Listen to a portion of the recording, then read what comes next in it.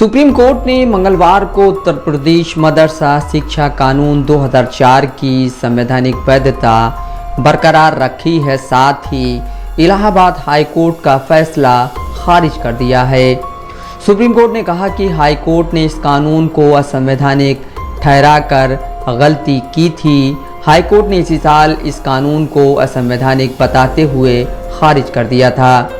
Court ने राज्य सरकार को आदेश दिया था कि मदरसों में पढ़ने वाले विद्यार्थियों को नियमित स्कूलों में दाखिला दिलाया जाए।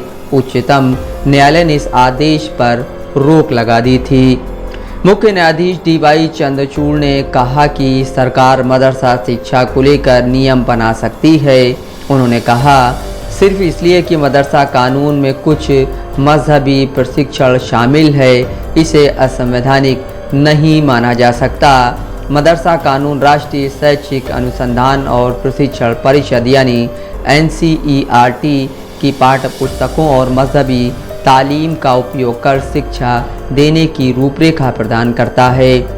हाईकोर्ट के फैसले को चुनौती देने वाली याचिकाओं की सुनवाई मुख्य न्यायाधीश DY Chandrachud, justice JB Pardiwala और जस्टिस मनोज मिश्रा कर रहे थे।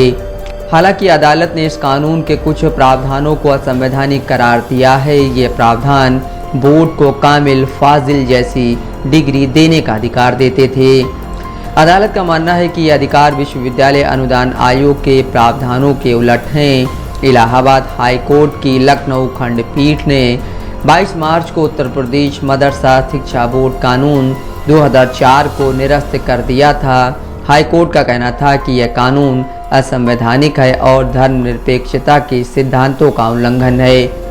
कोर्ट ने राज्य सरकार को निर्देश दिया था कि वह मदरसों में पढ़ने वाले विद्यार्थियों को औपचारिक शिक्षा में शामिल करने के लिए योजना बनाए। यह अधिनियम उत्तर प्रदेश में मदरसों के सुचारू संचालन के लिए बनाया गया था।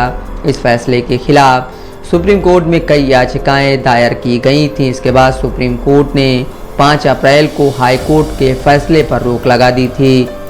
सुप्रीम कोर्ट ने कहा था, हमारा विचार है कि याचिकाओं में उठाए गए मुद्दों पर बारीकी से विचार किया जाना चाहिए। हाई कोर्ट ने अधिनियम के प्रावधानों को समझने में भूल की है। उनका आदेश 17 लाख मदरसा विद्यार्थियों पर असर डालेगा। इन विद्यार्थियों को स्कूलों में भेजने का आदेश देना ठीक नहीं है। इस मामले की सुनवाई के दौरान मुख्य न्यायाधीश ने एक बार टिप्पणी की थी कि धर्मनिरपेक्षता का मतलब है जियो और जीने दो।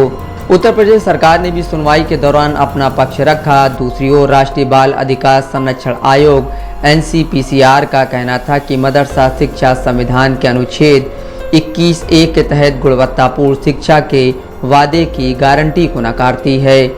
उनका कहना था कि धार्मिक शिक्षा लेने की आज़ादी है, हालांकि इसे मुख्यधारा की शिक्षा के विकल्प के रूप में स्वीकार नहीं किया जा सकता है। हाई कोर्ट के फैसले के खिलाफ Anjum Qadri, manager association Madaris Arabia Uttar Pradesh, all India teachers association Madaris Arabia new Delhi, manager association Arabi Madrasa Nai Bazar और टीचर्स एसोसिएशन मदारिस अरबिया कानपुर की ओर से याचिकाएं दायर की गई थीं। सुनवाई के बाद 22 अक्टूबर को सुप्रीम कोर्ट ने फैसला सुरक्षित रख लिया था। Bureau report, Dastak live news.